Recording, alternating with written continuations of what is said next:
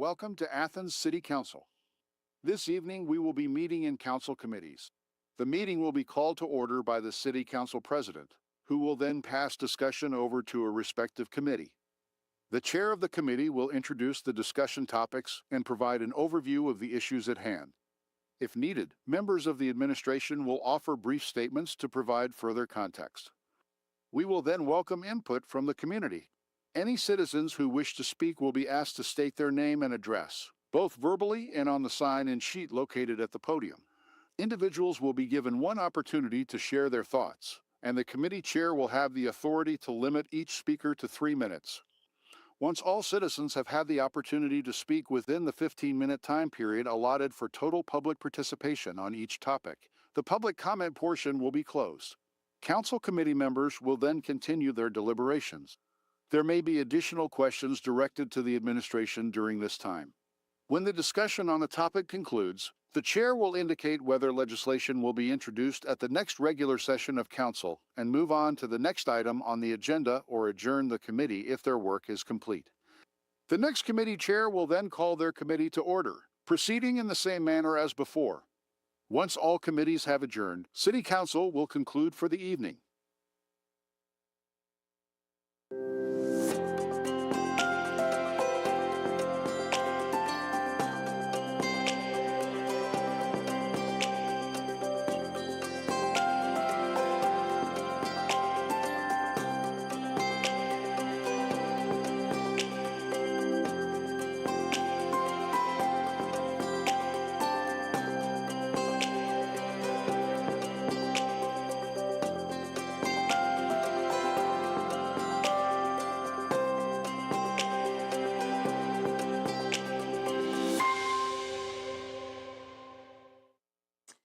Good evening and welcome to Athens City Council. Today is Monday, March 23rd, and we are in session tonight for a committee meeting.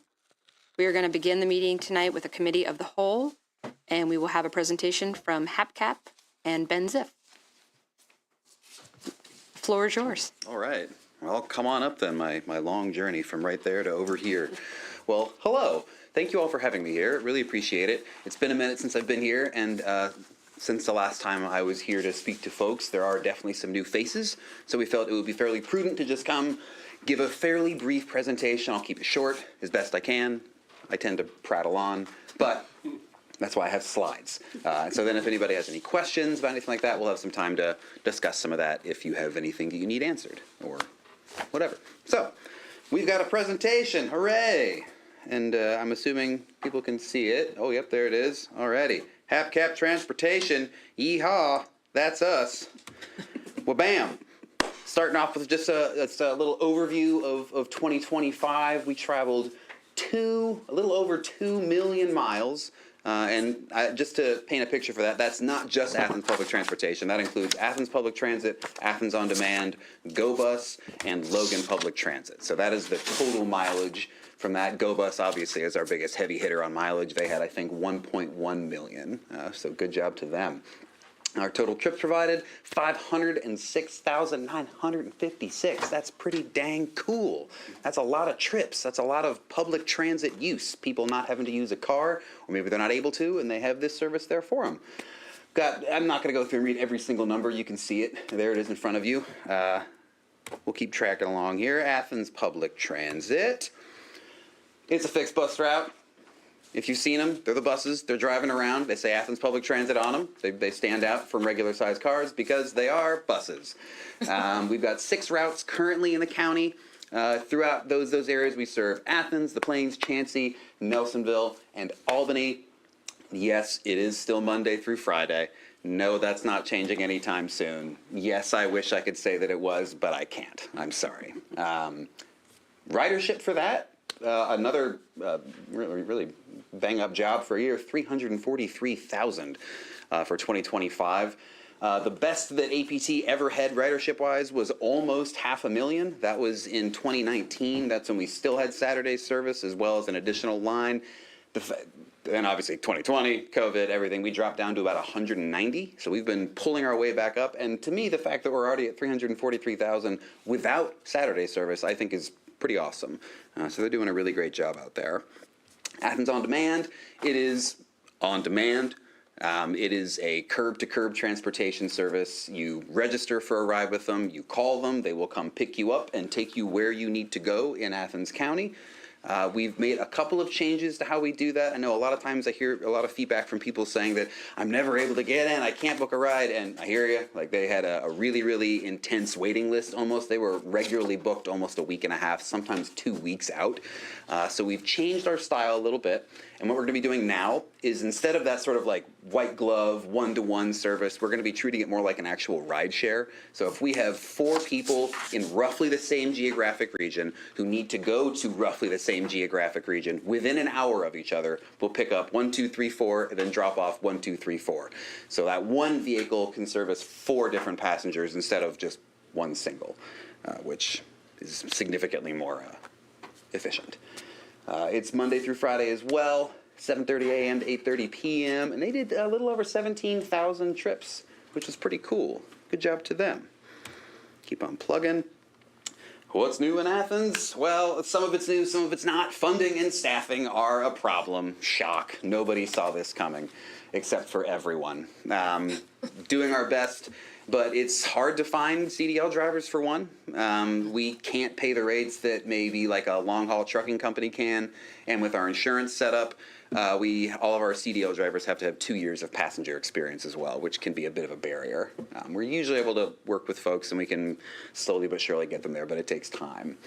We've got the real-time GPS tracking, Passio Go. If you're not familiar with it, it's just passiogo.com. It's just a live bus tracker. It shows you exactly where the bus is, which is pretty dang convenient.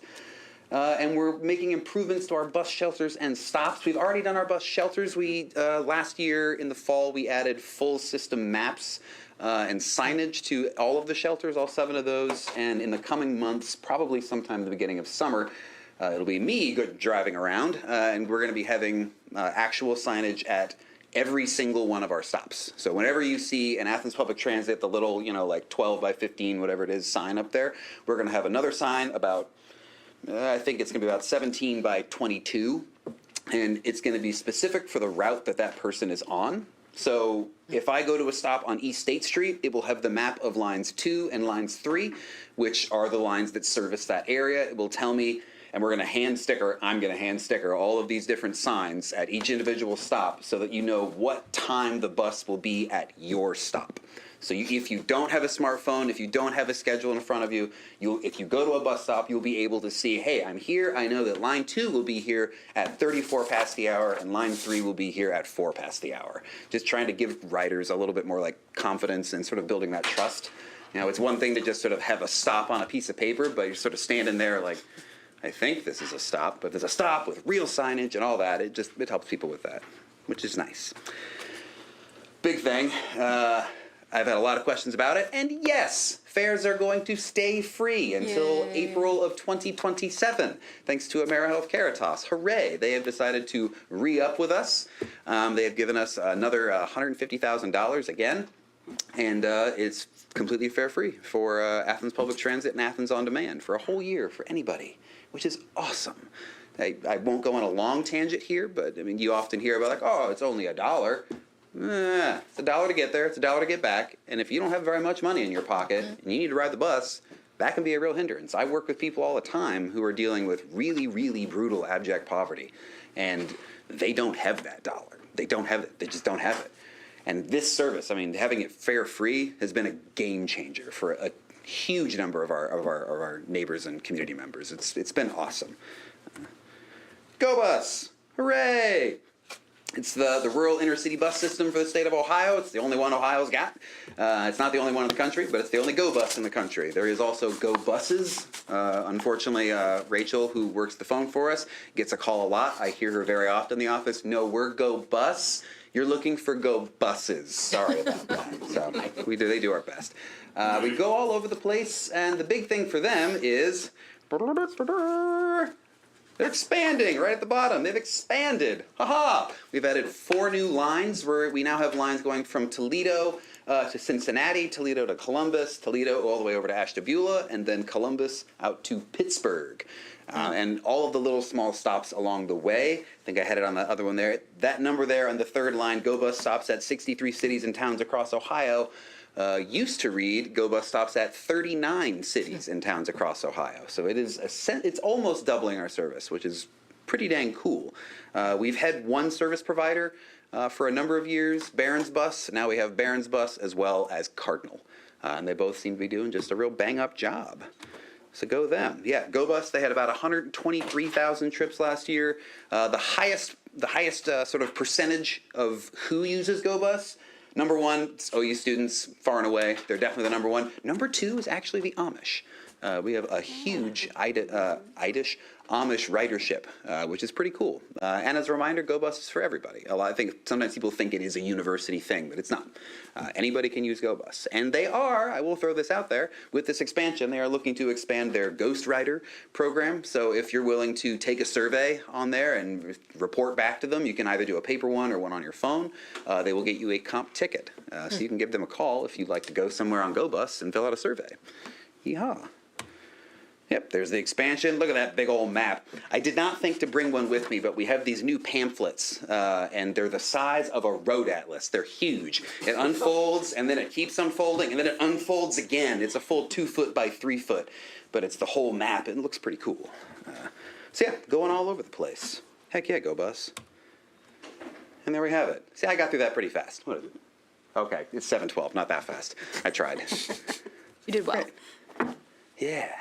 Questions. I hear people talking about public transit and finance and stuff all the time. So if you have questions, throw them at me. And if I can answer them, then by golly, I will. Any questions from members? Member Spike? Yeah, I would be curious. This fare-free thing's good. I was one of those people who had a blue card, which allows me to get on for 50 cents, but 50 cents is 50 cents. Because anybody can ride Athens public transit, is the university still helping fund your operation? And if they are, to what degree? So they are. So the way that we've tried to set it up is that if you are an Athens community member, we will give you an Athens Community Pass. It's a little red, white, and blue thing, Athens Community Pass, Athens Public Transit, and OU students, faculty, and staff still show their Bobcat ID. Our drivers mark that down, and then the university reimburses us 90 cents on the dollar for each one of those, up to $90,000, which we have not hit. Not yet. Last year we got close. But, yeah. Last year when you talked to us, you mentioned that you thought we might need an increase in ridership to get the money renewed from that foundation that gives you the money. Did we get that? We did. We went up from about 303,000 to 343,000. So a pretty substantial increase in ridership. And we've been tracking it. We track it every month, obviously.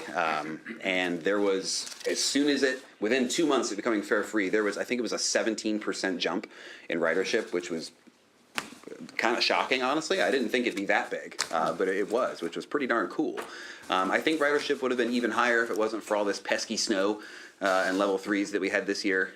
We had to cancel service a few times, but looking back at the hours, sort of comparing the number of hours we spent on the road for this January to the last one, it was noticeably less. I think it was like 32% less because of the having to cancel lines with the snow and everything. But ridership was only decreased 16%. So it was still, I think, on the whole, up from where it would have been. So we definitely got that, which is cool. Did you notice an increase on any of the particular lines or on any particular areas of the city where you noticed that increase? Yeah, so our biggest one is definitely line 3, line 2 and 3, especially 3 for some reason. They do the same thing essentially, but they're staggered by a half hour. Line 3 connects with all the other lines at the top of the hour. Line 2 gets to Baker Center the half hour.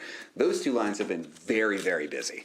Very busy, to the point where we have standing room only, to the point where the bus is completely full and people can't get on. So how we are addressing that, what a wonderful segue. Thank you for the excellent question, Councilmember Isherwood. We applied for the State of Ohio's Workforce Mobility Grant, and we were awarded the funds to purchase a 28-passenger, it's either a 30 or a 35 foot. I think it's a 30-foot bus. So we got that funding, and we have paid a local match on that, which is $40,000 for that. But we have that in the transit reserve. So that bus will be going on to line 3. And then another fun boon for us is that every year we have to reapply to ODOT. Every year we go back and we tell ODOT, please, can we have some more dollars from you? Can we have more dollars from the FTA? And so far, they keep saying yes. Thank you, ODOT. Woo. But we also apply for new vehicles. And generally, when we apply for new vehicles, we have to pay a 20% local match on those. This year, for whatever reason, they used to be called toll credits. It was an FTA thing, a federal government thing. And they had some extra of that sitting around, apparently. So we did not have to pay any of the local match on our 5 new vehicles that we're getting. We're getting a second 28-passenger bus, a standard size one, and then 3 minivans for the on-demand services. And so that's going to save us close to I have it written down here. It's going to save us $126,734, which is pretty darn cool. Yeah. I've got all these budget numbers if people want budget numbers, but that's your personal preference. Yeah. That's transit, y'all. Wheels on the bus. They go round and round. Heck yeah. Okay. Do you let the social service agencies know that the fares are free and ask them to tell their people? Yes. So one through just emailing people and saying, hey, yes, don't worry, please, it's free, tell people about it. But I also run a quarterly meeting, the Transit Advisory Committee meeting, and a lot of those folks come to that, and so that always gets disseminated to them as well. We've been pushing pretty hard on the publicity. If you go onto HAPCAP's website, you can find it there. You can subscribe to Val's Resource Wednesday email. It's pretty darn excellent. It's got all the stuff that's going on at HAPCAP every single week. Highly recommend. But yeah, I think we do a good job of letting folks know. We've seen a over 40,000 increase in ridership, so I think, yeah. Cool. Any other questions from members of council? Mayor's administration, acting mayor? Just that we greatly appreciate our ongoing partnership with HAPCAP. Just two points for mainly education for primarily the new council members, but just a reminder for the previous folks. So the way that the city of Athens subsidizes and basically helps fund the transit operation is through 1% of the income tax mix of items that are not part of a designated levy. So, the street rehab levy, the community center levy, the public safety capital levy, those come off the top, and then what's remaining is of the income tax. 1% of what's remaining is what goes into our transportation fund, which is Fund 214. Last year, that was roughly $155,000. When we look at this year's 2026 forecast that the auditor put in place, they put $145,000 conservatively. But just like when we talk about the money that the city puts towards this endeavor, it's basically that. And we have a contract with HAPCAP to operate the public transit system, with the city's local match being that amount. And then as Ben said, they go to the ODOT and they ask for both state and federal funds for, a significant amount of money to be able to operate the system. That's the one point. The other point that I wanted to make is they're still moving slowly, but still moving towards construction of a new city-owned but HAPCAP operated bus maintenance facility, which will be on Harold Drive. So Harold Drive, Harold Avenue rather, the extension of Harold Avenue that went through from West 8th Street to West Union Street, that area that we refer to as the bottom, that site right there is the site where the bus maintenance facility will get replaced with a federal grant that gradually is going through the wickets of moving. The items that we currently use that for storage will go to our new facility on Kenny Drive, and so there's a series of and we're going to talk later tonight about other things that are moving to Kenny Drive. And so when we talk about pieces, and this is stuff that we've been doing over half a decade at this point, and so sometimes we lose sight of some of those moves, but I wanted to bring both of those two things up, so thank you. Yeah, and just to tag on to what Director Stone said, incredibly appreciative of what Mayor Pro Tem, is that the term? Yeah, McCary said the partnership between us and the City of Athens is amazing. That funding is crucial to us being able to provide the services that we are able to provide. So, big thank you. Also, just on a selfish note, super stoked about this new facility because once it's there, my bike commute every day will be 2 minutes. I mean, it's the dream. Yeah. Anyway. Will you still keep fighting for those free fares, and if you no longer need the bus system? Well, unfortunately, I'm not able to use the bus to get to work because I work in Gloucester, and it's not about what's good for me. It's about what's good for the community. So I will always be fighting for that, here and at a state level. Side note: I'm also the vice president of mobility management for the Ohio Public Transit Association. So I do a lot of stuff up at the State House, talking with legislators, trying to convince them that public transit matters and they should give money to it. And sometimes it works, sometimes it don't, but that's okay. Anything- Stone stole my thunder. Do you have any questions or comments from the audience? Okay. All right. Anything else? Thanks for having me. Thanks for No, coming. It's a pleasure. Yeah. Thank you. Thanks for doing what you Congrats on do. having free fares again for Oh, another year. Big win, baby. Yeah, that's great. All right. Moving on to Planning and Development Committee, which is chaired by Member Swank and joined by members Almeida, Isherwood, and Thomas. The floor is yours. Oh, yeah, if members that are not on that committee would like to sit in the audience, that would be great.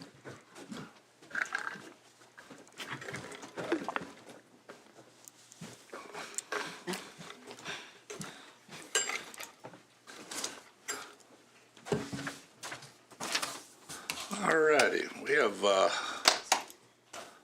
5 items on the Planning Development Committee agenda this evening. The first involves the conveyance of city property on Hudson Avenue as part of the Welcome Home Ohio program. For those of you not familiar with Hudson Avenue, if you're on East State Street in front of Bob Evans headed towards town, the first street you come to is Home, the next street is Lorraine, and the third is Hudson. It is a dead-end street, so there's no through traffic there. But that's where Hudson Avenue is. I'm just going to very briefly read a paragraph and then turn this over to Director Stone for a brief explanation of what we're doing here in terms of the transfer of property and why we are doing it the way that we are doing it. This is going to involve an ordinance authorizing the conveyance of a surplus city-owned parcel on Hudson Avenue to Community Building Partners, LLC, in furtherance of the Welcome Home Ohio grant program, and authorizing the mayor to execute all related documents and declaring an emergency. Director Stone, it's yours. Thank you, sir. So for those of you who are familiar, at the end of Hudson Street, there's a city-owned building and then a city-owned parking lot. And that parking lot currently has a wooden fence around it. That building has acted as storage for a number of years. The city secured that when they purchased the armory from the Ohio National Guard back in the 1990s. That building came with it, basically, and we've used it as storage for various things, primarily out-of-season equipment for the Engineering and Public Works Department, but also traffic signal maintenance equipment, holiday season decorations, a number of other odds and ends have been stored in that building. Additionally, that building functions as an evidence storage facility for the City Police Department, primarily the parking lot that is beside the building that is surrounded by the wooden fence. We installed that a number of years ago to be able to do impound of seized vehicles by the police department, place those there, as well as a little bit of evidence inside the building at Hudson Street.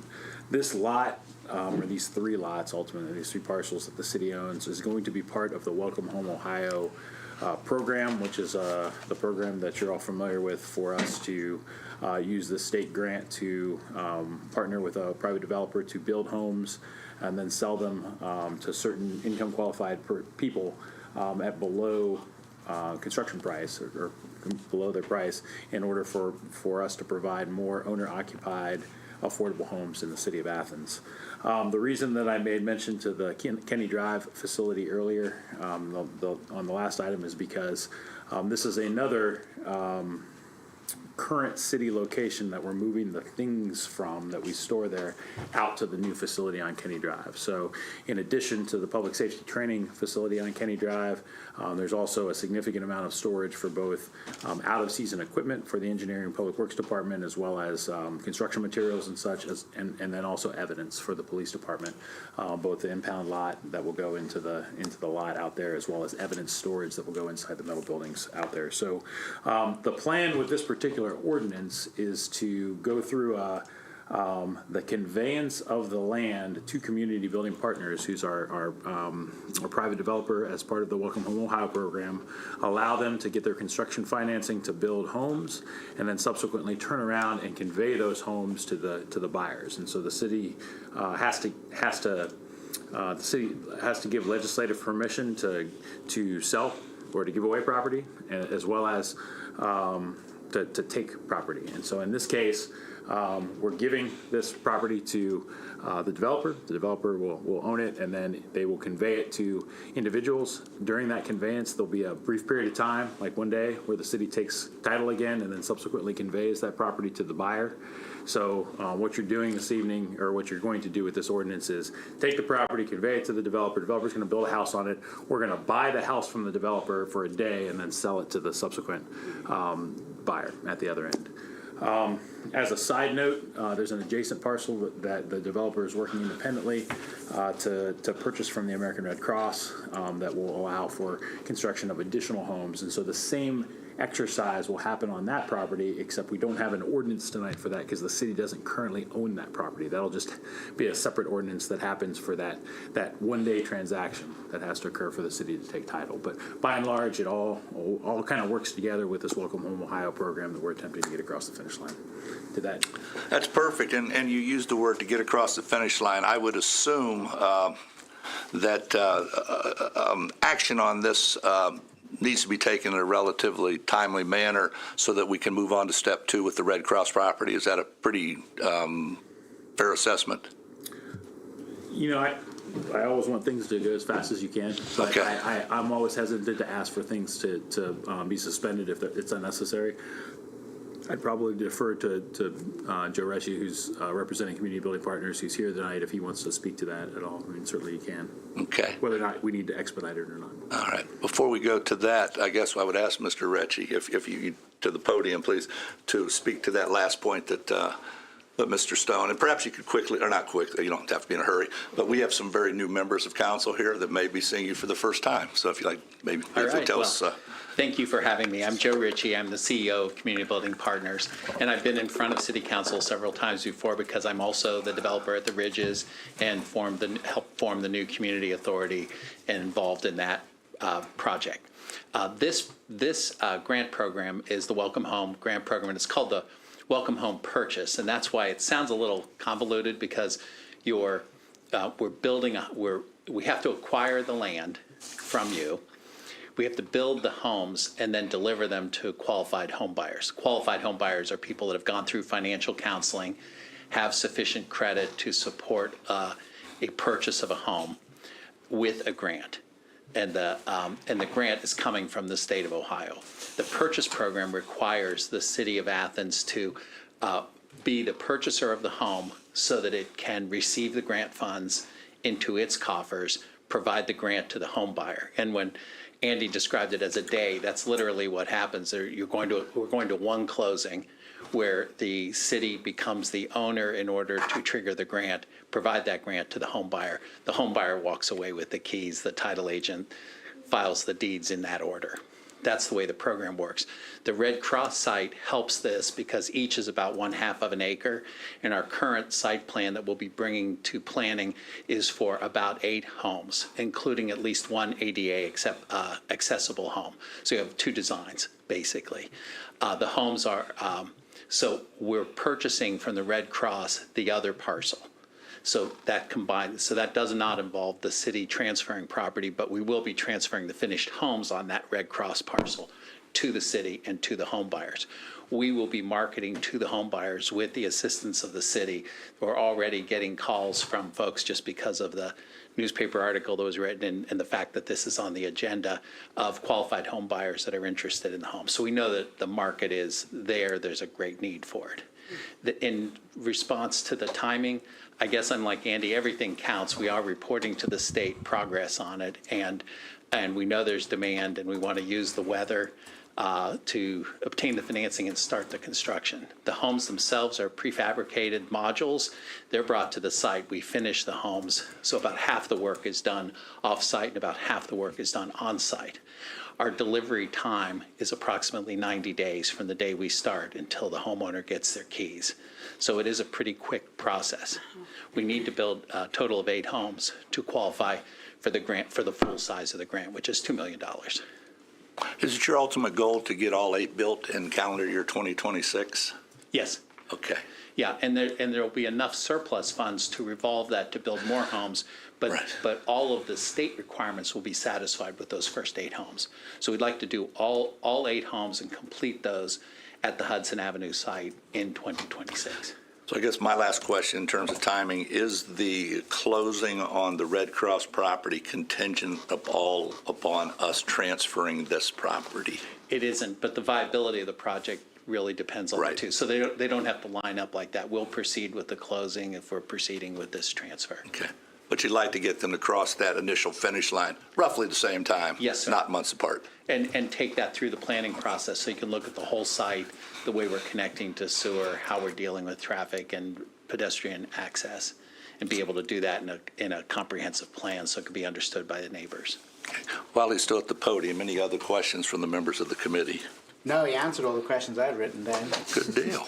All right. Appreciate Okay. it. Thank you. Thanks, Joe. Appreciate it. Thank you all. Thank you. Any questions, comments, concerns from members of the community?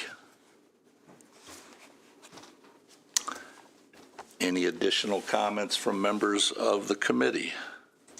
I think this is a fantastic program, and I think that this is a scenario where we certainly don't want to be the body that holds up this project in any way. So if there was a scenario which warranted suspension of the rules to get this done, to make sure it moves ahead without any delay in any kind of case, I think this represents it.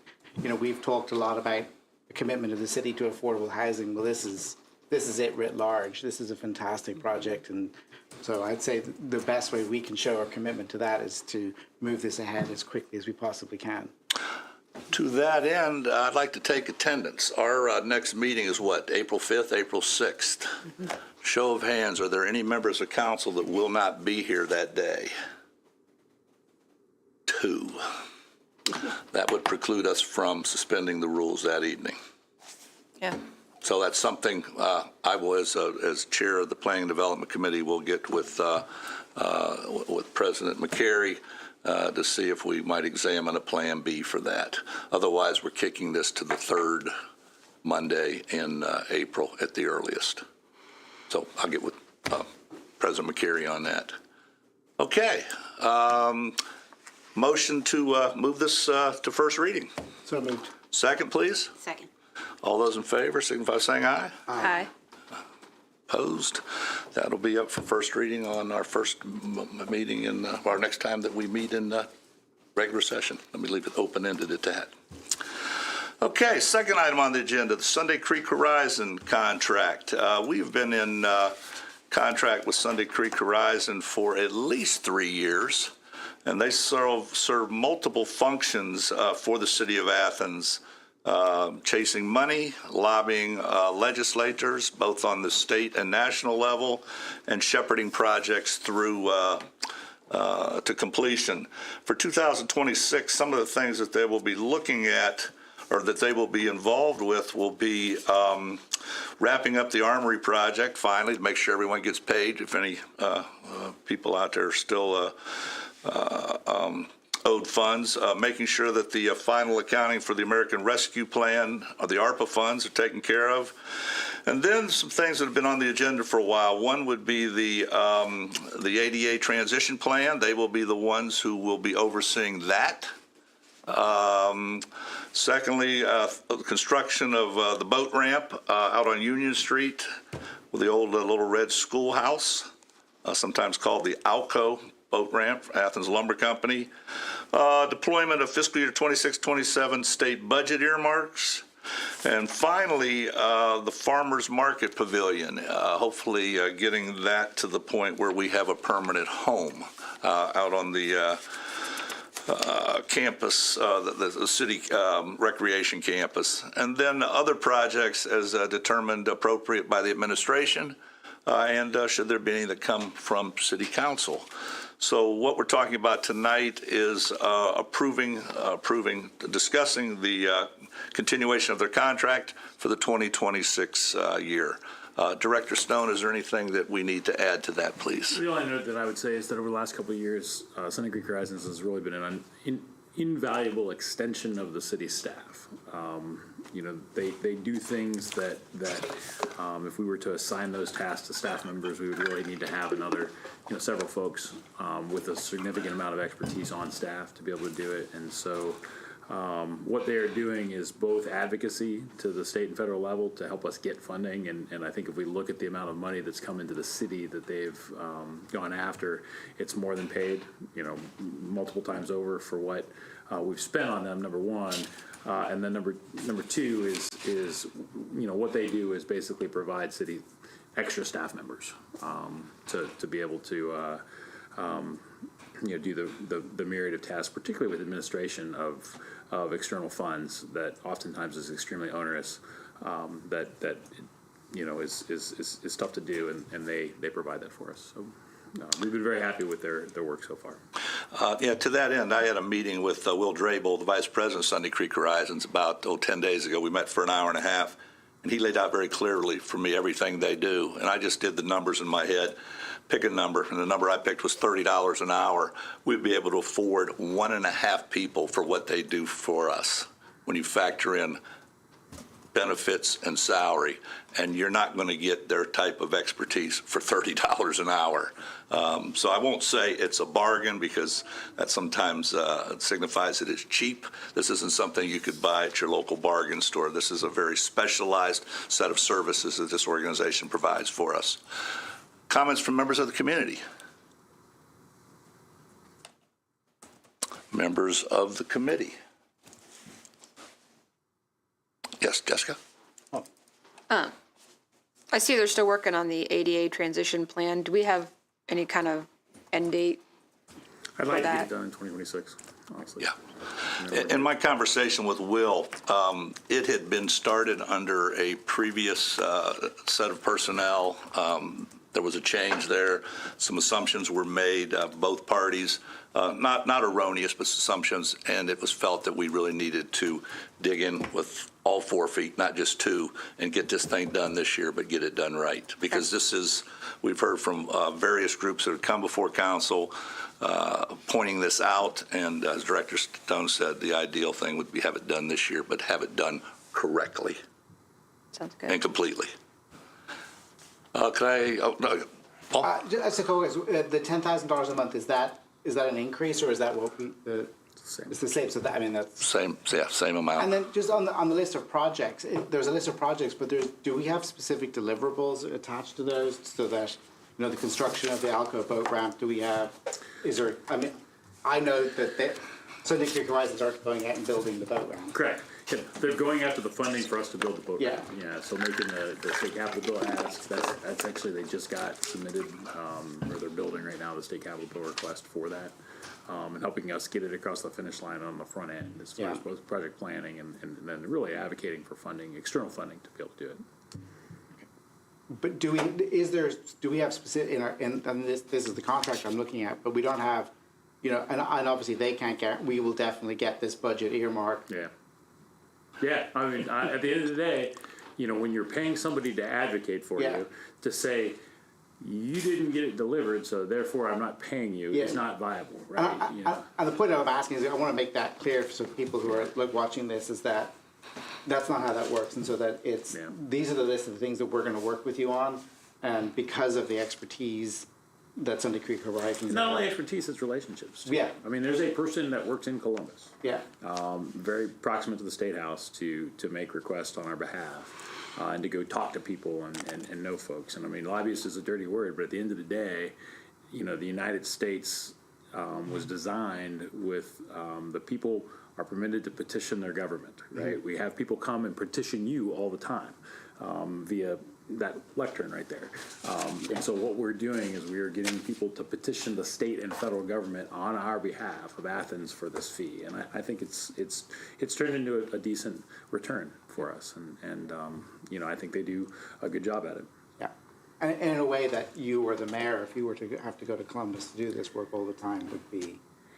Well, yeah, and it's not that we don't, right? Yeah, I mean, sure. especially the mayor. And the mayor will constantly advocate for things, but being able to line that up, you know, that's something that Sunday Creek does because of their previous relationships they have, number one. Number two, and you know, I think all of you have talked to Sunday Creek kind of know, they do have, you know, they're not a lobbyist in the business of being a lobbyist to make a bunch of money and not actually care about what they're doing. I mean, their commitment is to southeastern Ohio.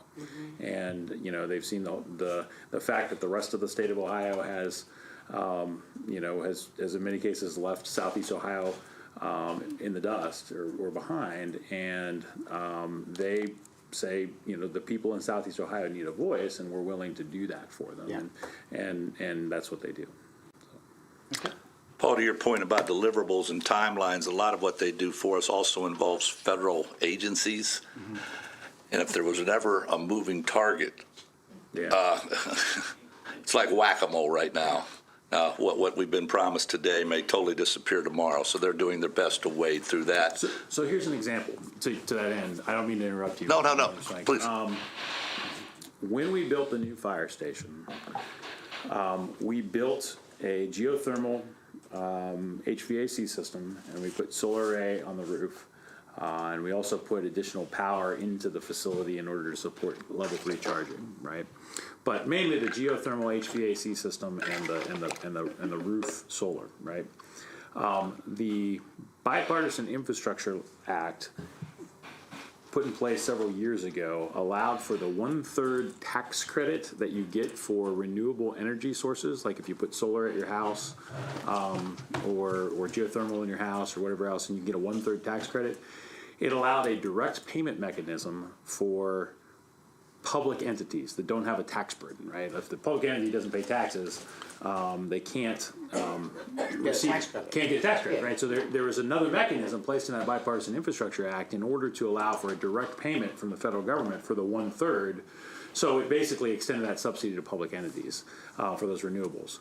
We pursued that. We designed the fire station. We built the fire station expecting that 100%, and then 2025 came, and it's like talking to a brick wall when you talk to the IRS about receiving that direct payment, right? And it's a function of federal agencies not being responsive with that moving target. And so one of the things we've done is we've asked Sunday Creek Horizons to help us rattle the different places that we need to rattle in order to get that, because the clock's ticking, and my observation as a person on the receiving end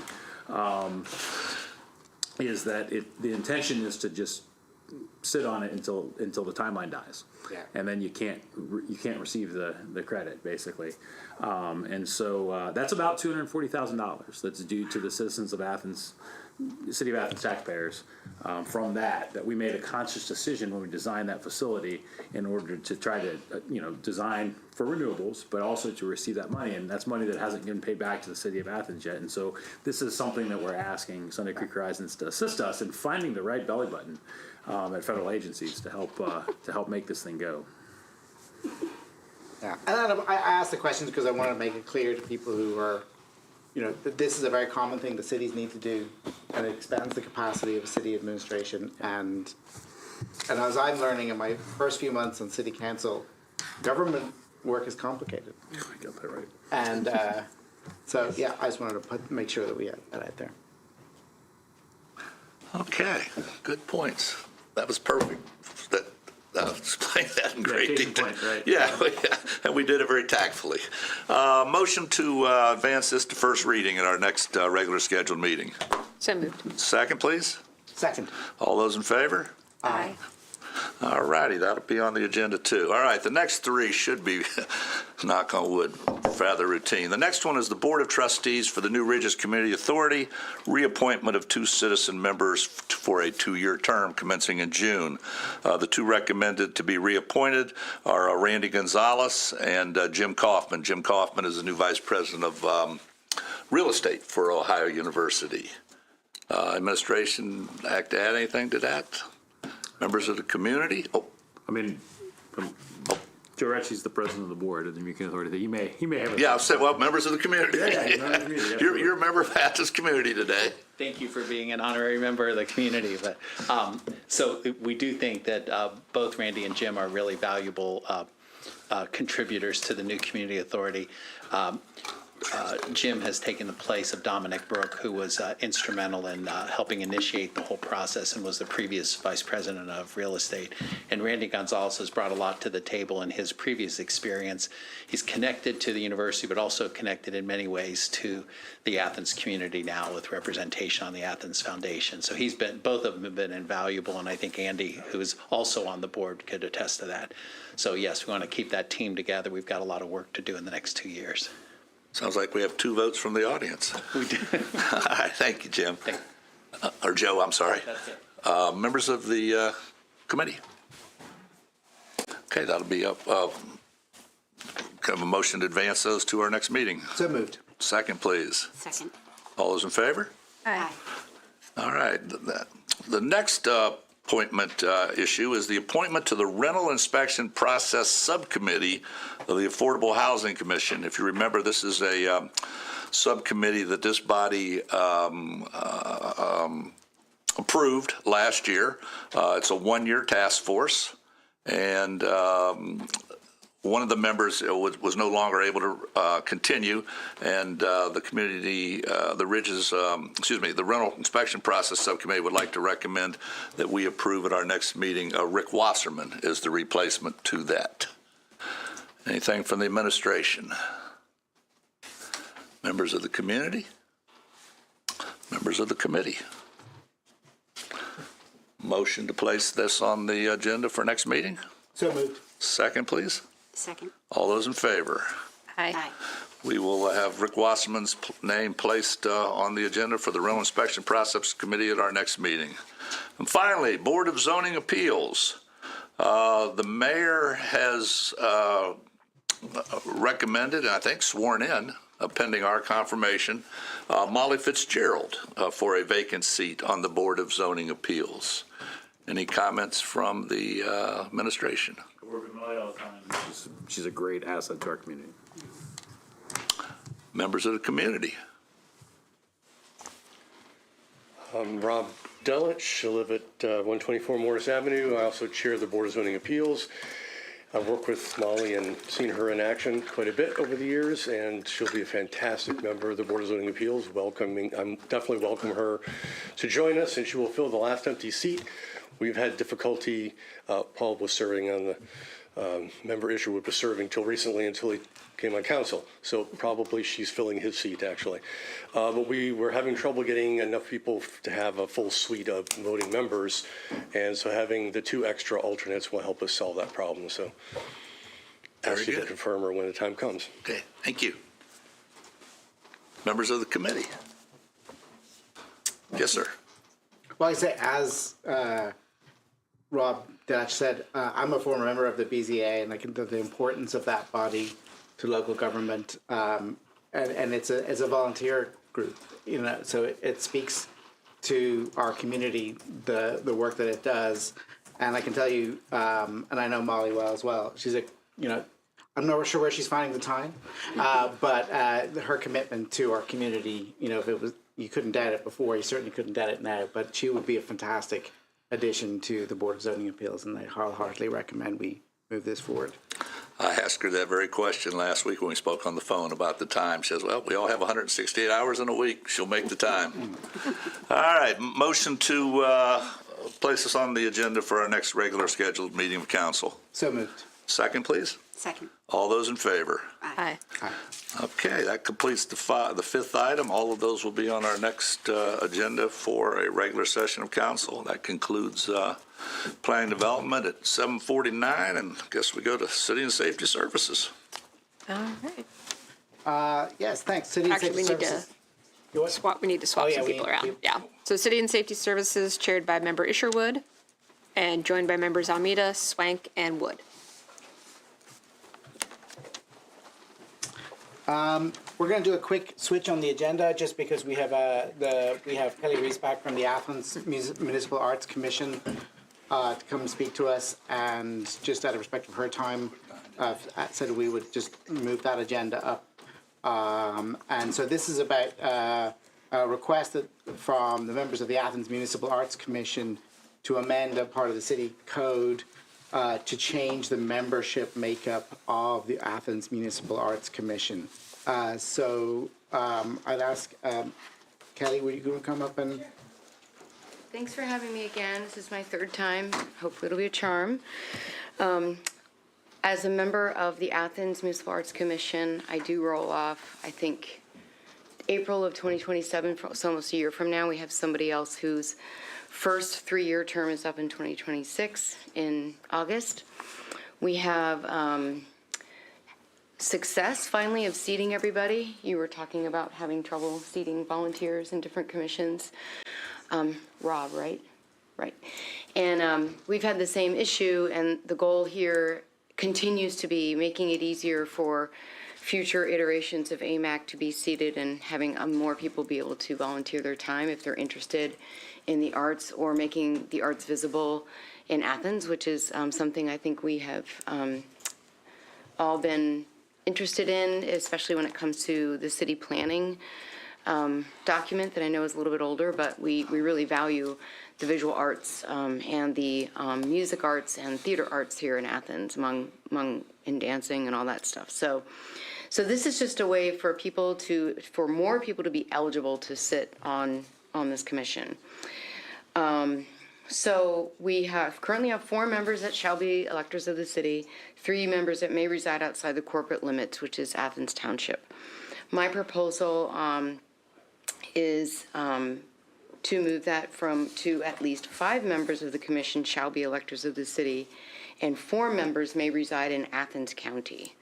So when we were at the AMAC meeting this is March? Yeah, in February, March, earlier this month maybe, we all voted on having it be, instead of just township, it expanded out to the county to kind of align with a lot of the other commissions. In terms of eligibility of the volunteers who want to serve, not every commission is like that. Each commission, some commissions have the same eligibility requirements, some have different, but there's definitely not 100% consistency among all of them. That's not what I'm here to talk about today, but that this effort kind of aligns more with some of those that are have people from the county that can serve, and the other issue is we all decided that it would be, and the mayor actually talked to me about this as well. If there are 9, right, if we go from 7 to 9, and one of the people that are seated has shown an interest and are seated and accepted onto the commission, which they come to us with their application, we approve them or not.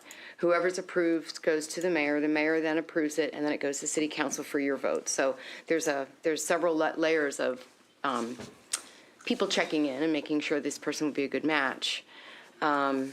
Is they would not have a vote if they reside outside of Athens Township. And the reason for that is the mayor felt strongly about, if there's going to be a potential for a county person, doesn't mean there always will be. Could be that there won't be any spaces left and everybody in the city fills it. Could be that we have a 5 and 4. Could be we have, some, we definitely have to have 5 from the city electors, but 4 can be township, 2 county, whatever. That the county folks don't vote on City of Athens proposed art projects. So if they live outside of Athens Township, Coolville, what have you, they would not be allowed to vote on our recommending to the mayor, hey, this sounds like a really cool project, we recommend you do it, or you recommend you consider it. Doesn't mean that the person would have never a vote on anything. So they could serve on ad hoc committees that we form in order to do work that we then present to everybody at AMAC. And then we vote on that, but they would not be able to vote on it. They could work on those committees, but they couldn't have a final vote, those ad hoc committees. And they could talk about governance and what's best for, as a governing model for AMAC going forward. Again, I haven't checked in with the other commissions to see how are you doing on filling those seats. And I don't know if it's a problem with anybody else, but luckily, after a lot of outreach and social media posts and help from Alan Swank here, we did finally find somebody, not one of the ones you recommended that I reached out to, Alan, but somebody who wanted to serve and who's perfect for it. So now we have a full voting group of, I guess we have 7. And so we just want to move that to 2 more. And again, this isn't really going to be something that is going to affect anybody for a short time, because until I roll off, well, we have somebody who probably will renew for another 3 years, but I roll off, I have to leave by July, April of 2027. There will just be all of Athens County that can apply, because I think we have all 5 seated from the city. And when I leave, and I'm an Athens Township person, anybody from the county or anybody from the township, if you live in the township and you get in, you can vote. If you live in the county and you get in, you can't have a vote. On Athens city projects, so this is only thing, we want to do a mural over on the parking garage, let's say. Okay, well, they wouldn't be allowed to say, yes, I vote for that, please ask the mayor if he's into that. So that's all it means. So that's it. This is my 3rd time, but what questions does anybody have? Well, first of all, Community. yeah, well, first the. Oh, yeah, right. Anything from the administration, questions? Anyone from the community? Okay, any members of the committee have questions or? Member Swank? The current code in 3.07.50, Section A, currently reads, the final sentence, 4 members of the commission shall be electors of the city, and 3 members may reside outside the corporate limits. So that's incorrect. The most current one I have here is what we voted on at AMAC, which is at least 5 members. No. I'm reading current. Yes, no, you're correct. City that is code. current. Yeah. I'm reading Okay, I thought current you were city code. meaning- No. You got the wrong copy. Yeah, or something. no. I'm reading right off our website. Okay, copy that. And it says 4 members, this is current, as of 7:57 today. Got it. 4 members of the commission shall be electors of the city, and 3 members may reside outside the corporate limits. The way that reads, they could live on Mars. I mean, that's an exaggeration, but that's outside the corporate limits. So I guess question number 1 is, what are we trying to change from a geographic standpoint? My understanding is that you have to reside in Athens Township or the city of Athens in order to serve on AMAC. That's been my whole understanding, my whole That's incorrect. endeavor. That's incorrect per our printed. This is what we'll read. Yeah, but I'm talking about what we have now. What we have I now, understand what you're saying. 4 people, electors of the city, and 3 can live outside the corporate limits. Corporate limits being the township. No, The city corporate limits. No, outside the corporate limits could be anywhere in Athens County. That's news to me. Well, But I don't- believe you. I have no reason to doubt you. Yeah. I've been told you can't have anybody outside of Athens City Township be on AMAC, this whole entire project. I don't know where that came from. Second thing is, when you came to us the first time, you were talking about having trouble getting people to fill the slots. Yeah, But now you want to go from 7 members to 9. right. But now we have the whole, apparently we've always had it all along. I feel like I'm Dorothy's the Wizard of Oz or something. But if we've had it all along, then the news is good. We can now open it up to the county, because when we put out the call to serve, we say you have to live in the city. You have to live in the township. If that's incorrect, and I probably should check with the law director to make sure you are correct in saying then, why have we been fighting this battle the whole time, right? That's what I've been trying to figure out, because Okay. I'm just reading what I'm reading. Okay. Right here off of our website Definitely from our want to code check of with the law ordinances. director would probably be a good idea, just to make sure that language is correct, that you're interpreting it the right way. But once again, been on this potentially fool's run the whole time then. But that's what I've been told, and that's what I've been trying to open it up, because we want to make sure we have enough people. Right. To seat more people, Yeah. So you'd like to go to 9, Would like to go to 9. okay? And The majority will always have to be people from the city. so the Environmental Sustainability Commission has 9 appointed members. Okay. And what they have is 6 members shall be residents of the city, and 3 members may reside outside the corporate limits, which I tend to think is a pretty good model. And as the law director pointed out to me today, we have some real inconsistencies in our boards and commissions in terms of some the city council member can vote, some they can't. Okay. I mean, it's all over the board. But this voting and not voting thing, can you explain the rationale behind that, considering that the 3 people who could currently be on the commission outside the city limits of Athens can currently vote, and now we're going to take that away from them? It's incorrect. That's what this would do. Clearly, we'll have to revisit that with the mayor, who said this would be what I would want and I would approve of, in terms of not having somebody from the county vote on a city project, Athens city project. And the rationale behind that is? You'd have to ask him. So my thought is the mayor is at an international conference and will not be back in the office till Friday. Okay. That we take this up at our next committee meeting in April, when we can have those answers. Do any other members of the committee have any questions? I have one question. It says that you can live in Athens Township, but the city's not entirely in Athens Township. Part of the city's in Canaan Township. Correct. So if you live in Canaan Township, Right, and are we- you excluded from having a view? No, on- Alan made that point either the first or the second time I was here. I think it's that little leg. If you're still, Yeah. as long as you're in Athens Township, you're saying Athens Township leaks into Canaan. No, the city of Athens is city of not Athens. entirely within Athens Township. Okay, so if you are in the city, and the city goes into, like you said, the boundary line goes there, and you live in that little boundary line that goes into Canaan Township, Yeah. you're still considered, your top priority would be considered a city elector. But that's not what the ordinance says. The ordinance would exclude you from voting because you don't live in Athens Township. But then you could be seated as a city elector if that seat comes up. Somebody in the city quits, Yeah.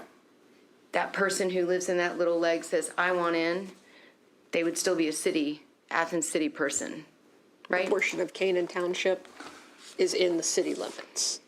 Yeah, but That's not what, that's not the way it reads. That's not what It this says, proposal any Athens County resident who lives outside of Athens Township may not vote. If I live in that part of Canaan, in Canaan Township. Oh, you're saying I if can't you live vote. in that little leg? Yeah.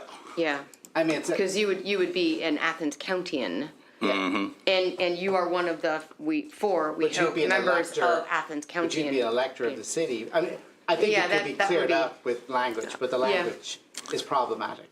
Okay, so the code language as it is now, in terms of like, or you're saying the code language that I'm suggesting? Yeah, I think you need to clear Okay. up that, like, that limitation to Athens Township is problematic, because if you do happen to live in that part of, and there's not a huge number of residences in that part of the city. I think a True, lot of but it's you east never of- know. But you never know. Yeah, we would want to make sure. And then the other issue, I mean, it also, as Member Swank pointed out, there is a problem with the current bylaw or the ordinance, because you could live outside, anywhere outside the city and beyond the committee part. You could interpret it that way anywhere outside the corporate limits. It doesn't, but limited to the county. Yeah, you're right. I don't have a problem personally going. I'm one vote of 4, and I'm one vote of 7 when this makes it to council. I personally don't have a problem going to 9 members. If you think that would give you more voices and more input and all that, that's a noble goal. I have a little problem with the 5 and 4. I'm more of a fan of the 6 and 3. I would never personally want to serve on a committee and spend the time and volunteer if I don't have a vote. But imagine if you could then be part of the governance process and learn If I don't have a more vote, about it. I'm not part of the thing. Okay, well, that's interesting. Good Yeah, to I'm not, know. and I've talked to many people the same About way. you. But I'm still trying to get at, why would people who don't live in the city not be able to vote? Now, I've expressed an opinion earlier why I felt that way, but you can do that. So let me throw this scenario out to you. Let's say Okay. you don't live in the city limits. Okay. You live in Athens County, you're on this committee, but you work in the city, which Well, means you that's- pay city income tax, which means you're making recommendations on money you've contributed. That was Jessica Thomas's point from the first time I appeared here last year on this issue, was people that live outside of the county who don't live in the city but work for the city, anywhere in the city, they aren't even allowed, they would not be allowed to serve, at least on this commission, and have representation for the tax money that they do pay into the city. So, to your point, and I'll check on this language, this might already be a solved case in terms of that number of, that population of people being already able to serve under what we think is true. But you're saying you like 6 and 3. Can you tell me more about why you like 6 and 3 better than 5 and 4? Absences. Can you say more? So if you have 9 people and you have 5 and 4, and 2 people who live in the city are absent, you still have a quorum. If 3 people who live in the city are absent, you still have a quorum. But most of the voters are then from the county. 4 to 2. Not city electors. 4 to 2. And that just That doesn't. kind of violates the whole purpose. Yeah, because it kind of sits. Yeah, I wouldn't say violates, but it makes me a little uneasy. We're 6 and 3. Even if 3 were absent, it'd still be a balance of 3 and 3. But again, I think there's a lot of unanswered questions here. I think there's a lot of verbiage that perhaps needs to be cleaned up. I think when you talk with the law director about 3.07.43A in the last sentence, no, that's the wrong one. That's 3.07.50? 3. Yeah, I'm in the rec advisory board now. That's okay. Which is a whole different ballgame. But anyway, where it lays that out, what I read, and I think coming back in at first meeting in whatever month it is, April, with the clarity and with the mayor here, we might be able to move things forward. I'd have to probably do it at the end of April because I have to now go meet back with AMAC, right? Because this has to be a public discussion at a public meeting. Me wanting to vote, propose, I'd have to meet with the law director to make sure I'm clean on all this language and understanding. And then I have to go back and change the proposed. Here's what we're all deciding to propose. I present it. AMAC discusses it. They vote yea or nay. And they say, okay, Kelly, go back to the city council and see if we can get this through committee. So that's, we're going to have to do this again, which, here I am. Well, the thing is, you've got all 7 spots filled now, so Yeah, you have a full right. commission, so you're in Yeah. good shape. Well, we have a full commission. Yeah. So, but I'll be back. So, does anybody have any other questions for me or ways I can be more efficient with this process? Well,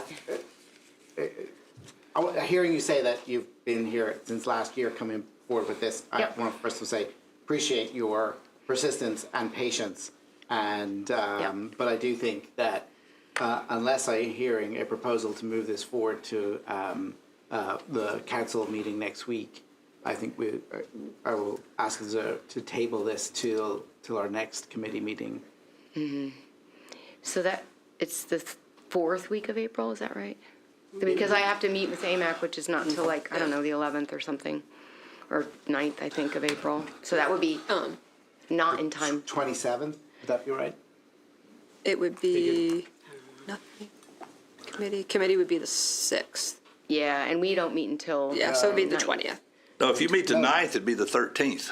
Yeah, Oh, the 13th. there's Yeah. no meeting on the 30th, so it's the. I'm sorry, If you meet April the 9th, which is the second Wednesday. which is the 8th is the second Wednesday. Okay, We meet in committee on the 13th, so it could be the first committee meeting Okay. in Got it. April. that is during the film festival, and I side hustle as the hospitality coordinator.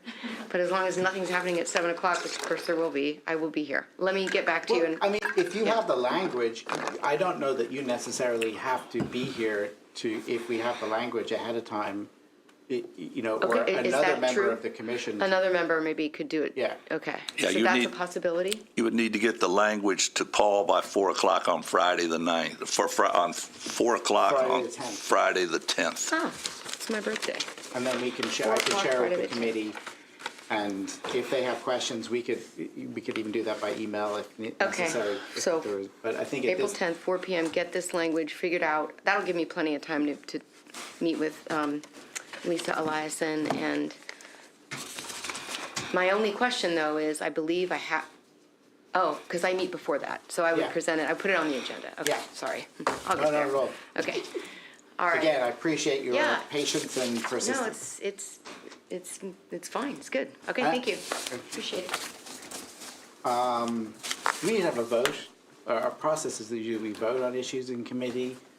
So, You could call for a motion. If there's no motion, it just stays in committee. yeah, okay, I'll call for a motion to move this to the council. Seeing no motion, we will keep that in committee till our next meeting. Yeah. Okay, on with the agenda.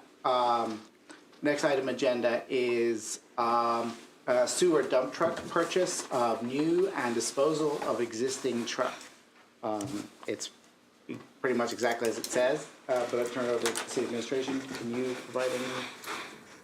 Yeah, this is sewer maintenance, and the sewer maintenance crew has a dump truck that is at the end of its useful life, and we've got one on state bid that they identified, and basically we're requesting approval of the expenditure as well as approval of disposal of the last of the existing truck as part of a trade-in. So, Any members from the public wishing to ask questions or comment? No? Okay. Any members of the committee with any questions? Where Members, Mike. are we currently dumping? like anything? Well, no, we were dumping stuff out toward Canaanville at one time, weren't we out there? Or is that something different we were dumping out there? Sewage? Oh, no. So at the Canaanville farm, a number of years ago, we did land application of sludge, sewage sludge. There now it was liquid land applied. It wasn't dried land applied, and it was at the location at Canaanville. We've not used that site for a number of years, and the reason for that is the restrictions on liquid land applied sludge have just gotten very, very, very stringent. Number one, number two. The land itself got too rich, and so it needs to be farmed basically to pull the nutrients out of the soil. So now all of our sludge goes to the landfill. Okay. That's the approved spot. This has nothing to do with that. This has to do with, this is the sewer maintenance crew, not the wastewater treatment plant. And so the sewer maintenance crew, like when we're talking about material that they'd be dumping, it would be excavation of a street, waste material from excavation of a street when they're, or bringing in backfill material to backfill a break to a sewer main or construction of a manhole or something along those lines. Yeah, I had met with Jared Fullerson, the city engineer, last Friday, and I had the same question. What's a sewer dump truck? It's just a dump truck. It's a dump It's a truck. regular dump truck. It just has to do with the crew that, Yeah. and so the sewer fund is Yeah. where this expenditure is coming from. Okay. It's not sewage. Right, it's not sewage, it's sewer maintenance, yeah. And my understanding is the current one is not in a good This is something that needs to happen, and we don't want this crew not to have a dump truck. Any other members of committee? Can I have a motion to advance this? So move. Can I get a second? Second. Okay. All those in favor say aye. Aye. Okay, so it's, so it is advancing. Okay, then the next item on the agenda is the Nature Works program to authorize a project agreement. I received information about this from Parks and Rec Director Catherine Ann Jordan. This is a grant from the Ohio Department of Natural Resources and will be used to fund the development of a 1.5 mile or so trail in the Dowler Preserve. And turn it over to the City and Safety Services Director. Can you add some more information? So Nature Works is a program through the Ohio Department of Natural Resources. They require legislation to apply for a grant, even if you don't know if you're going to get it or not. They want legislation in place beforehand, and so we're requesting authority to apply for this funding. Usually, it's not a huge amount of funding. I think in this case, she said $30,000 plus or minus. $15,000 to $30,000. $15,000 to $30,000, and ultimately, the plan, if we get funded for this, will be to do trail construction in the 3 parcels of land that the city owns on the south side. What we call the Gowandi Preserve, the Dowler Preserve, and Camp Rotan, and basically improve trails in those 3 parcels of land. Any members of the community with any questions? Okay, any members of the committee? Member Wood. Yeah, as the person that got to sponsor this one, it's a great program. It's a reauthorization, and I think that it's important for folks to understand it doesn't cost us anything extra. It's not our $30,000.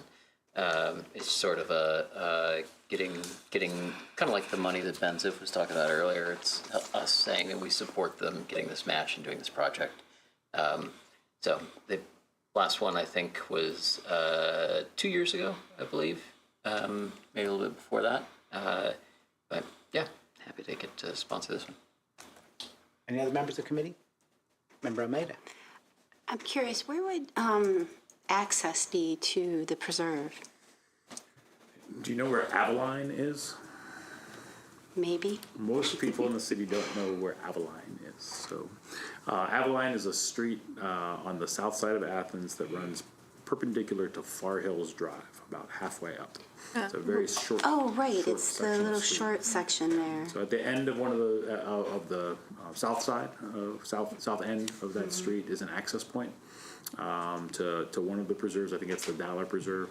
And then certainly Camp Rotan is another access location.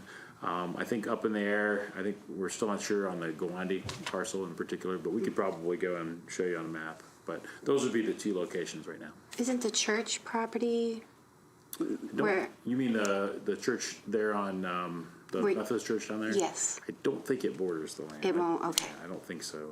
We'd have to double check. Okay. Thank you.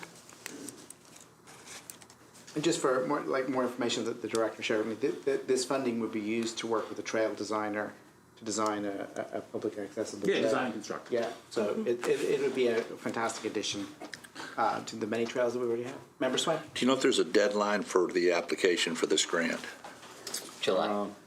Do you have it? July. Okay. All right. So I don't think there's any need to suspend. Yeah, exactly. Okay, can I get a motion to move this forward? Motion. Second. Second? Second. All those in favor say aye. Aye. Okay, so moved. The last issue on the committee agenda is the Washington County Jail contract renewal. This is an agreement we regularly reach with the Washington County Jail to accept overflow from the city if needed. And again, I'll turn over to the City and Safety Services Director to add some more information on this. We tend not to use this very often, but when the regional jail is full, which is the 5-county jail in Nelsonville, and we're not able to take a transport prisoner there, this is our overflow location.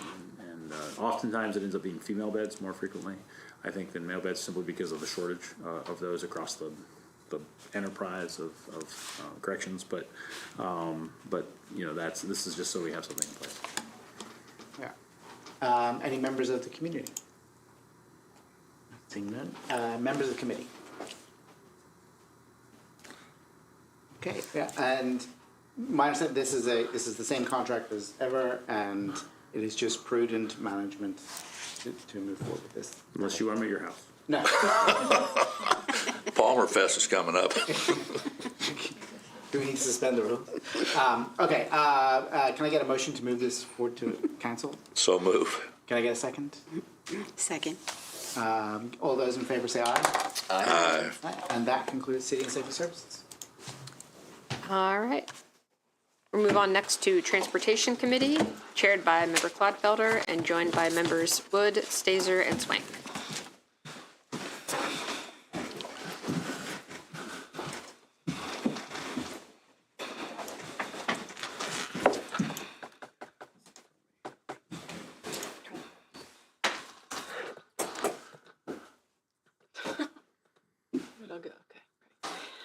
So the Transportation Committee has two items tonight. One is, will be, if approved, an ordinance amending the ordinance that was previously approved, 16-26, which authorized street closures for a variety of proposed festivals and events coming up from April through August. Since we were able to, every year there's an attempt to do them all at once, but it never works, right? We always get some Wait. proposals later. Are we going to do UVs stuff first? Or are we doing this? We flipping the order. Are we doing UVs first or streets? I'm sorry, what are you saying? Are we doing EVs first or streets? Well, let's do streets now, because I started on that. Okay, then I have to go. Okay, so. Hang on. He's got to leave Michael has to leave. Oh, okay. because it affects his business. He's been a bad boy.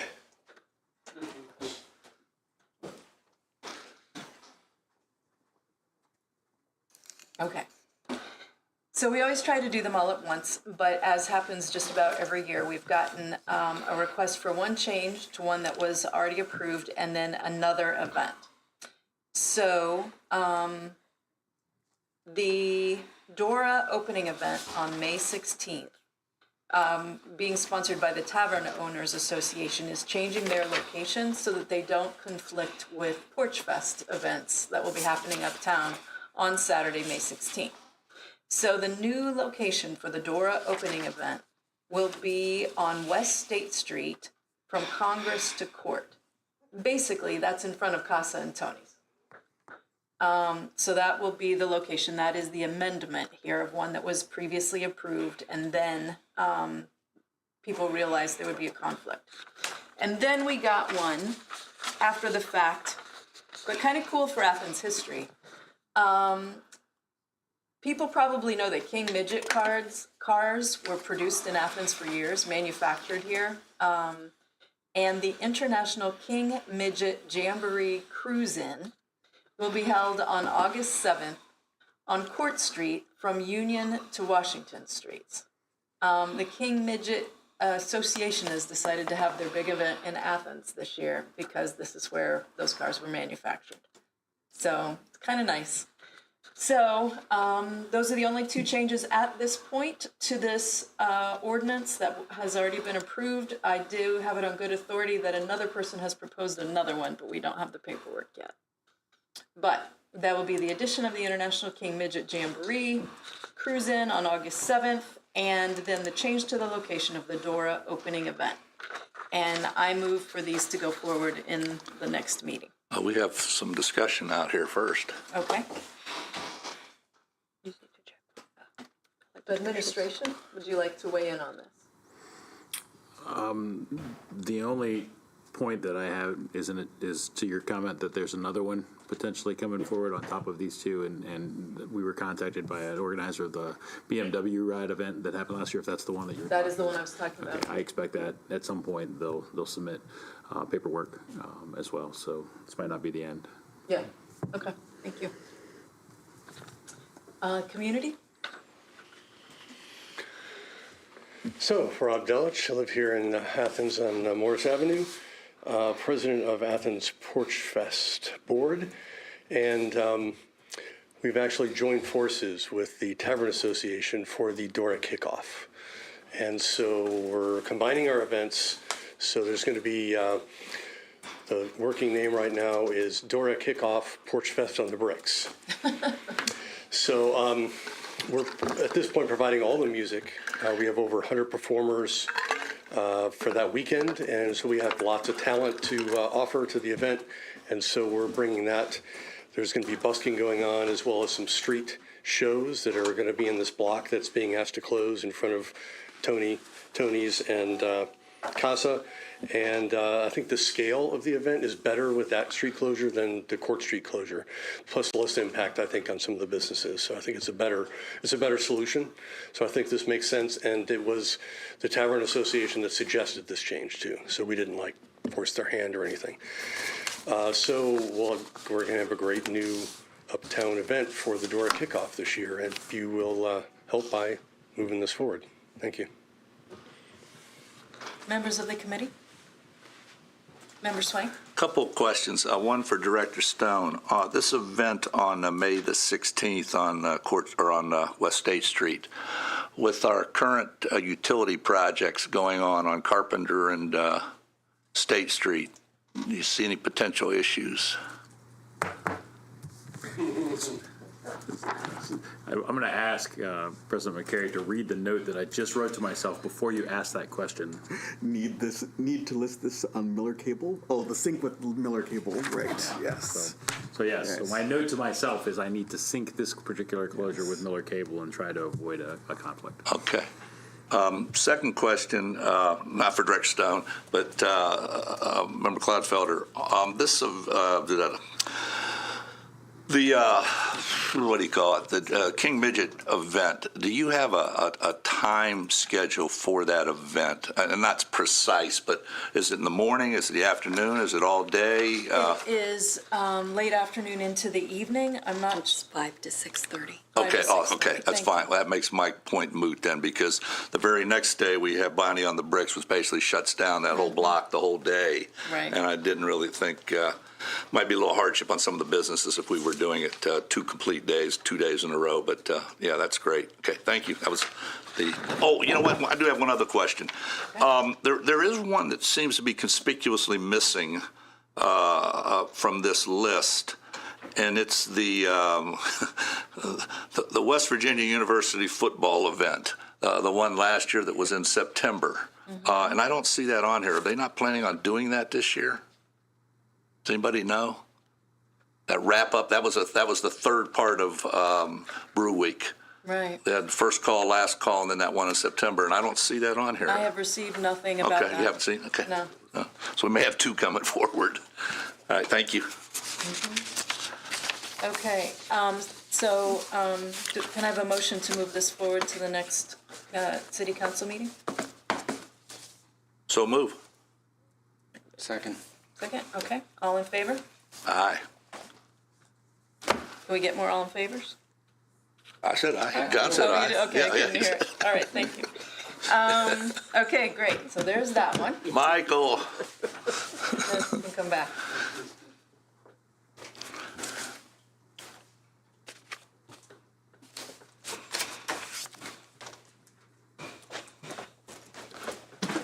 We're closing down in front of your shop the rest of the year. Yeah, basically. All right, so the next and final item of the evening for the Transportation Committee involves an agreement with the Southeast Ohio Public Energy Council. It could become an ordinance authorizing the Service Safety Director to enter into an agreement with the Sustainable Ohio Public Energy Council, SOPEC, to receive electric vehicle charging stations and authorize their installation on public property. There are a number of whereases that talk about how SOPEC has been awarded funding for this. And the heart of the proposal is Athens City Council hereby authorizes the real property located at the Athens City Parking Garage at 13 East Washington Street, parking spaces along Armory Street at 1 Armory Street, and the parking lot at the Athens Fire Department headquarters at 120 East Stimson Avenue as appropriate and acceptable locations for the installation and deployment of EV electric vehicle chargers pursuant to the RIDES grant program and any other agreement as between SOPEC and the City of Athens for the operation and maintenance of said chargers. In the event any of the real properties are rejected or otherwise deemed unsuitable for the installation of the EV charger or chargers planned or designated for the site, the Athens City Council hereby grants authorization to the Service Safety Director for the identification and assessment of up to 3 mutually agreed upon alternate locations to serve as the site for the deployment and orientation of the EV chargers, provided the site satisfy the project requirements, terms of the rides grant, and any other agreements as between the city and SOPEC for the operation and maintenance of the EV chargers. So, would the administration like to comment on that? Yes, thank you, Gene. I'm sorry. To that last point about alternate locations, I think that's just a safety valve. Ultimately, all 3 of the sites mentioned were ones that the recent construction projects, we actually built into the construction project the expectation that we would receive these chargers. At the fire station headquarters, we explicitly put in additional power capability at that location to be able to have level 3 chargers, which are the extremely fast charge locations, because of the requirements in this particular program that level 3 chargers need to be located near a highway interchange, need to have a 24-hour restroom, which we do with that external restroom at the fire station, need to be near like fast food locations, which this site is. And so it really is one of the rare sites in the city that could be that. And so the fact that we spent that extra money to put in the power need there, we really wanted to get this thing funded. Likewise, when we built the armory and when we did the construction project that's wrapping up right now at the parking garage, making sure the power can accept for level 2 chargers at those 2 locations.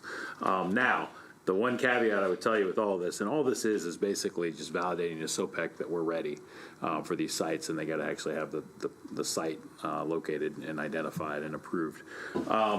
This was a 2023 piece of legislation, right? And you know, not unlike what I talked to you about a little while ago with difficulty in getting the funding actually coming to us from legislation that happened in that era. That's something that I worry about with this as well. But, you know, we're cautiously optimistic that SOPEC has been successful to be able to continue the ball moving on this particular funding stream. And so we're hopeful that this will get installed. Thank you. Any comments from the community? All right, any comments from committee members? Member Swain? Yeah, Director Stone, couple questions on these locations.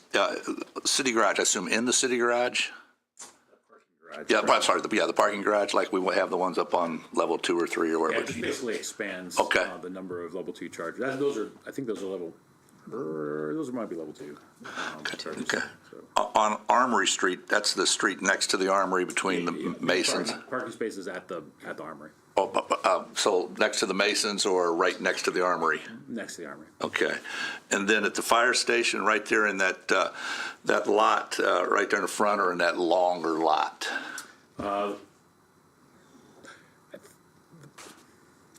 We ran conduit. I'm trying to remember where we ran it to. I think it's the ones right in front. Okay. Yeah. Okay, so all those are really accessible places. Okay. Then just a couple typos in the things, or edits in here. And the 6 whereas locations is sort of location. And then number 7, in the event the proposed sites identified are rejected instead of is rejected. So Director Stone, you talked about the federal government and all that. This year, next year, or is it just kind of a flip a coin and when we get it, we get it?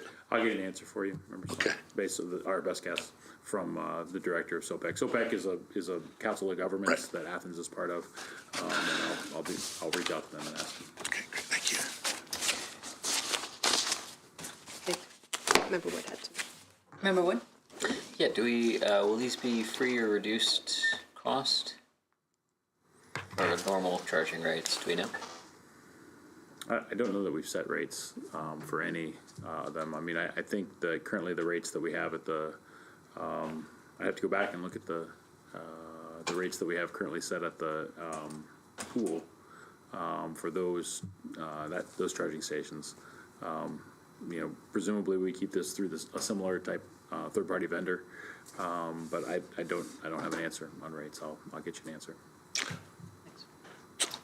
So on that point, do we generate revenue from this, or are we just providing a service and it's a pass-through from the user to the third-party vendor? Yeah, so right now we generate revenue from the sites at the pool. There is a fee that the third-party vendor charges for basically operation of the station, but all of the, because ultimately the city of Athens is paying for that electricity. And so this money basically reimburses the city of Athens for that electricity cost. Can I get a motion to move this forward to the next city council meeting? So moved. Can I get a second? Second. All those in favor, please say aye. Aye. Okay, thank you. That concludes the Transportation Committee for this evening. All right, we're going to move on to Finance and Personnel. That's chaired by myself and joined by members Clodfelder, Stazer, and Wood.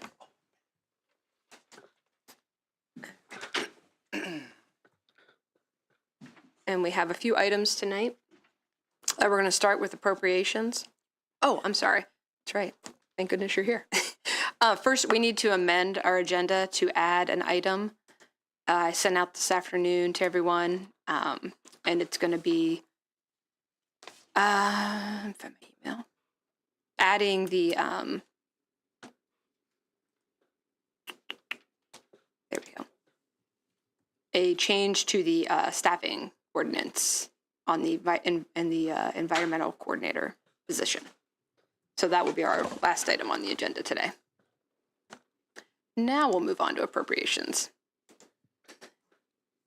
All right, starting off, we have an appropriations ordinance that has two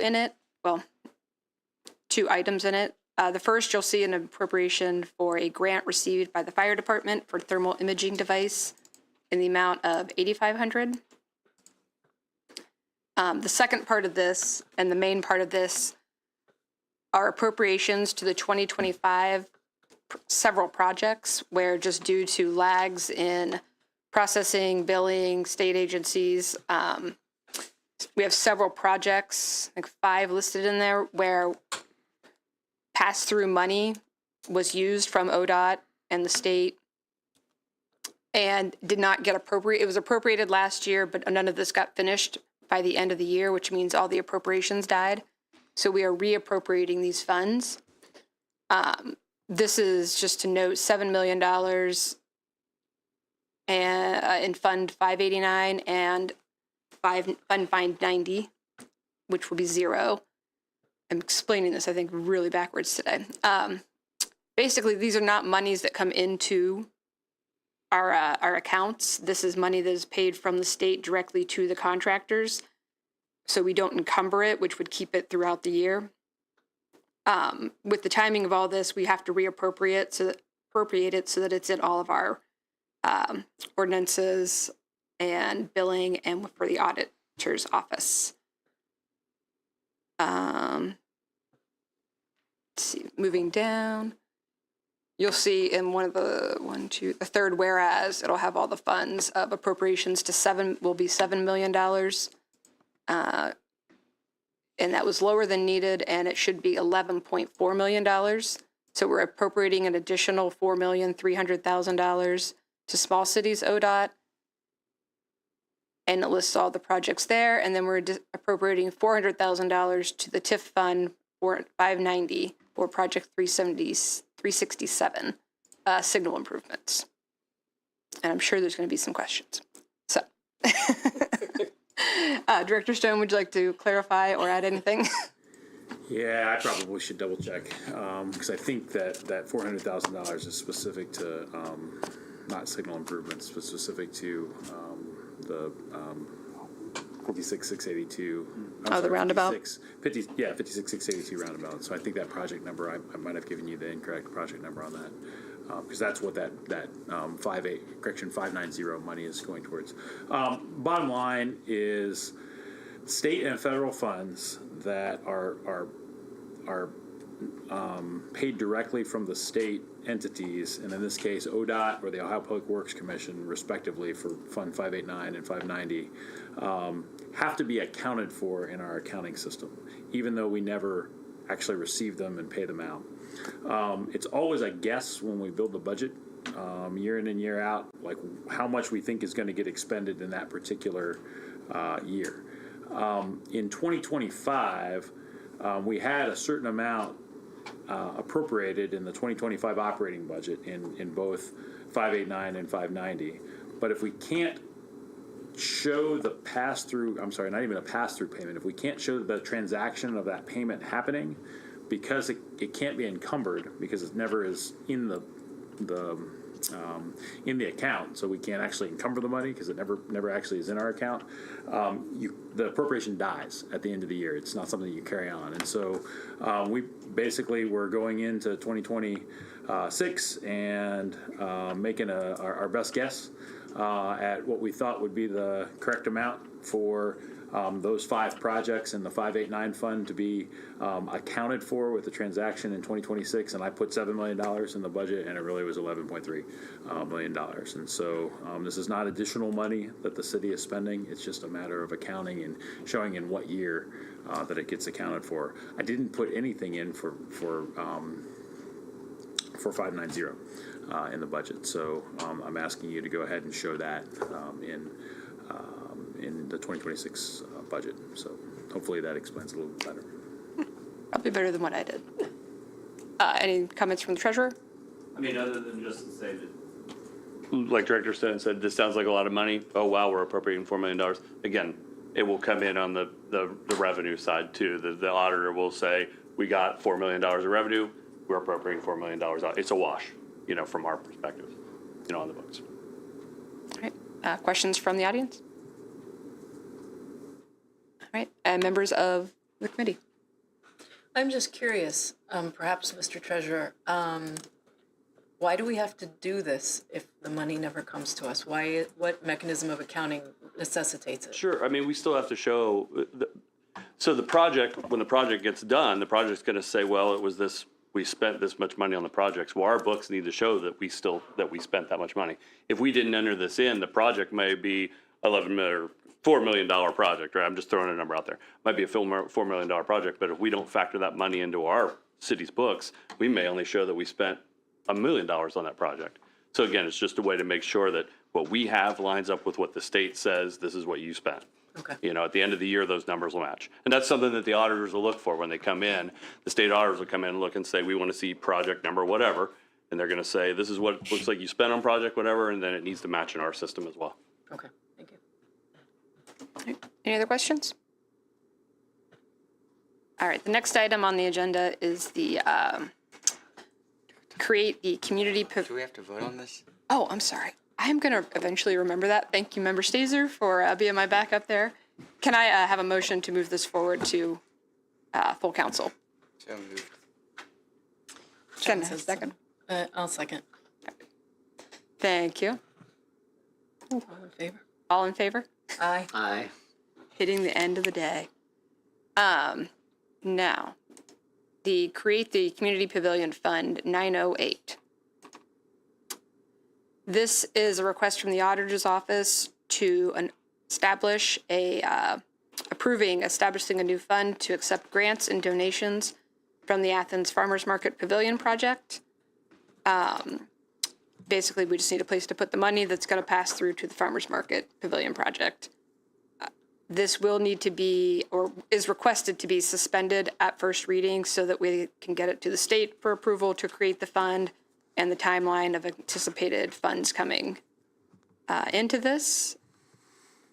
And when we have an ordinance ready for that, I will send that out. Any comments from the administration?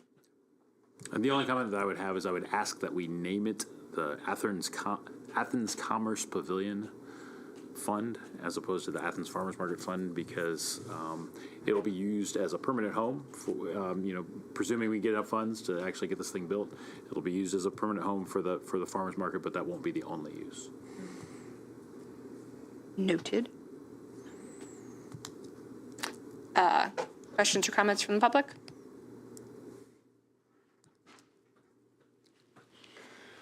Rob Delich, Morris Avenue here in the city. I'm just curious what kind of funds we're expecting to receive into this, and from what kind of sources. If just, we may not know specifics, but just curious what kind of things this would be holding. Thanks. I believe some of that will be Sunday Creek Horizon potentially finding some sources. I believe there's a grant involved, and then any donations from the public.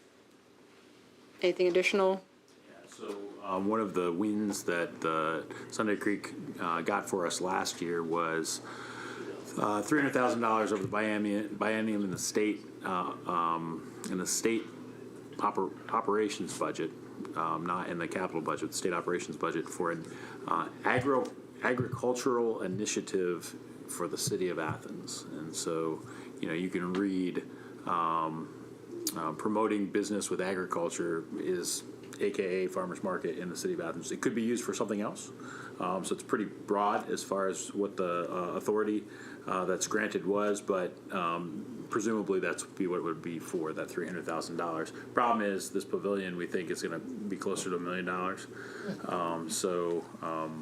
We've also asked them to seek federal appropriations for this facility. And I know that the Athens Farmers Market and ACENET both have been pursuing additional funding sources externally.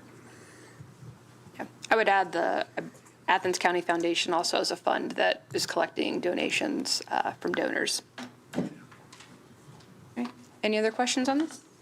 And can I have a motion to move this forward? So moved. And can I have a second? Second. All right, all in favor? Aye. Aye. All right. Next is we have another then and now certificate. This is for $25,000 and to Citizen Serve Software. And it'll be the standard thing with then and nows that we will be asked to suspend on the first reading. And that is code software. I have to ask, any comments from the administration, treasurers, public, and members of committee? Oh, Public. Rob Delich, code software, meaning the code office? yeah. So do we know what software is this renewing what they're currently using? I believe this is, part of their. I forget what it's called. Citizen Services. Yeah, that's Yeah. a Citizen Serve. So it's renewing that? Mm-hmm. Okay, thank you. All right, any questions from committee? No? All right. Can I have a motion to move this forward? So moved. And can I have a second? Second. All in favor? Aye. Aye. All right. And our last item tonight will be, I sent it out this afternoon. This is, an addition is the reduction of the environmental coordinator position in the city. And this is going to move to be a contract out to with the soil and water district going forward, potentially adding duties such as an arborist. And we will need to move, adjust the staffing ordinance to move this position to 0 and to move the funds from this from transaction code 100 to transaction code 300. The anticipated cost of the contract is $75,000. This will save us money in medical fund, and that's all I've got for that. Any additional comments from members or Director Stone?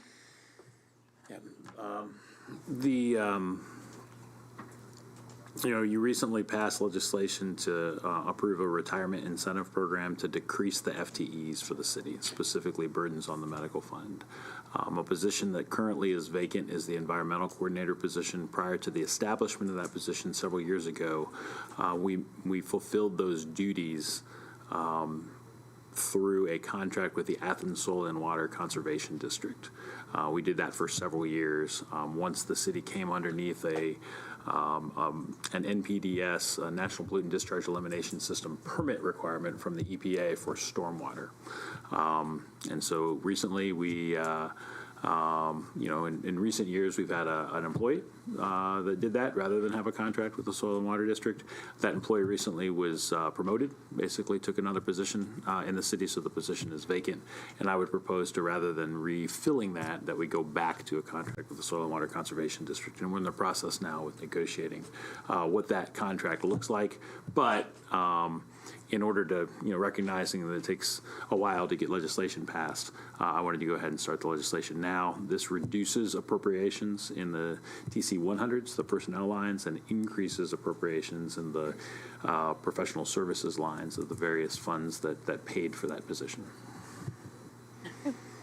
Anything from the treasurer and anything from the public? Any questions from the members of the committee? Member Wood? If they don't fill it, will we be able to claw it back? I'm sorry, I don't understand the question. My understanding is we're having this contract, 75K, with the Soil and Water District. Is it for someone that they have already hired, or are we?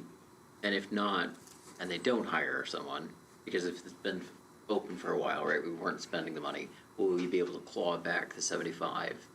Is there a mechanism by which we will sort of not spend it until the person is in place? Does that make sense? I think I understand. So the open position right now is a City of Athens employee position, and I'm asking that go away. I'm asking to do a contract for service with the Soil and Water Conservation District. Now, presumably, they will need to hire a person to do that. They won't be able to do that with normal staff. And so as I've been in negotiations with the director at the Soil and Water Conservation District, she said, hey, look, we're probably going to need to hire somebody to be able to provide some of these services to you. And I said, okay, I understand that. But, at the end of the day, I don't care if they have 30 people or no people, as long as they can deliver the service that we're asking, as opposed to a person particularly.